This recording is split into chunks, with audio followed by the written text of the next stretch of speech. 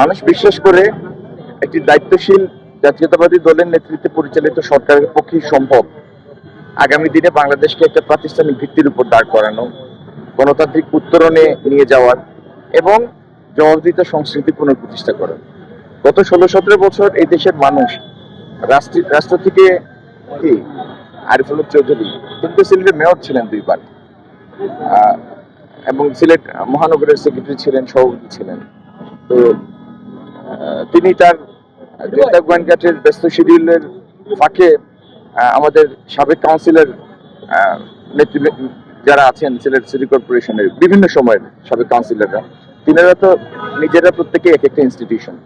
তো তাদের সাথে আমাদের সাবেক মেয়রও এই নগরীতে মানুষের সেবা করেছি।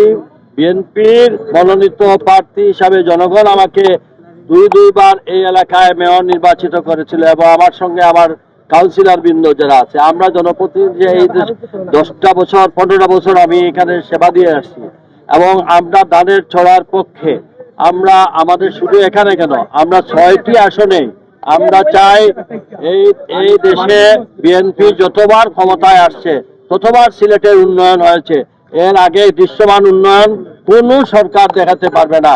কাজেই আমরা মনে করি এই সময়ের জন্য বাংলাদেশ জাতীয়তাবাদী দল সর্বক্ষেত্রে আমরা ধানের ছড়ার পক্ষে এক এবং অভিন্ন।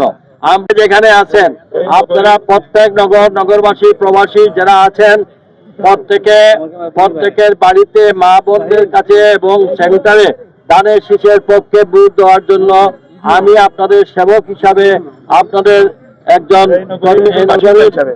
আমি আপনাদের কাছে আবেদন জানাচ্ছি।